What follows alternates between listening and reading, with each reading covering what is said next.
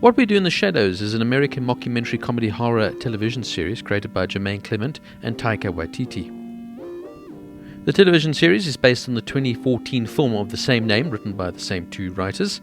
The series follows 4 vampire roommates in Staten Island and stars Kayvan Novak, Matt Berry, Natasia Demetriou, Harvey Guillén, and Mark Proksch. Now, from the catchy opening theme, I've always loved the dark horror comedy show that What We Do in the Shadows is. I remember watching the New Zealand mockumentary back in 2014, and I remember thoroughly enjoying it.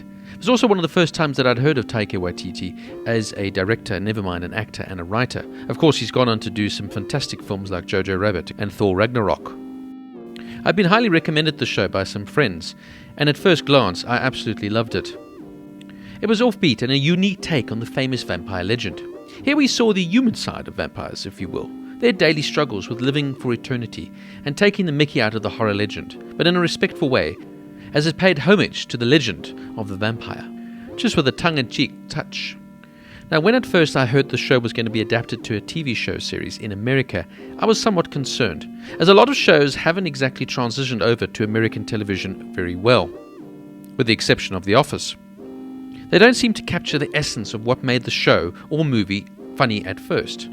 And so naturally I was skeptical of how they would adapt What We Do in the Shadows to TV. And I'm happy to say I was wrong.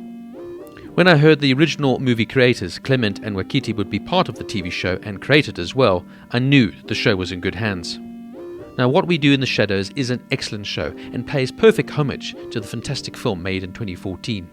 From the catchy opening theme by Norma Tayanga called You're Dead, from the fantastic casting of the absolutely brilliant Matt Berry as Laszlo, who also confesses in the show to being the actual Jack the Ripper killer, to Kayvan Novak's role as Nandor the Relentless, whose speech patterns are hilarious and he fits the role of a vampire perfectly, to of course also the brilliant casting of Natasia Demetriou as Nadia. The show has reinvented itself without losing any of the essence that made the movie work so well. But instead of being set in New Zealand, now the show is set in Staten Island, New York. And with the little add-ons, like Nandor's familiar Guillermo, played with poise by Harvey Guillén, who dreams himself to one day be a vampire and live for eternity. To the original concept of an energy vampire, a vampire who doesn't suck blood, but instead lives off the energy by boring you to death. His name is Colin Robertson, and he's played perfectly by Mark Proksch. Season 3 picks up exactly where Seasons 1 and 2 left off, and it is equally as enjoyable as the previous 2. It follows on from the Season 2 Episode 10 massacre of the vampires done by Guillermo, who has now learnt that he's directly related to the famous vampire hunter, Van Helsing himself.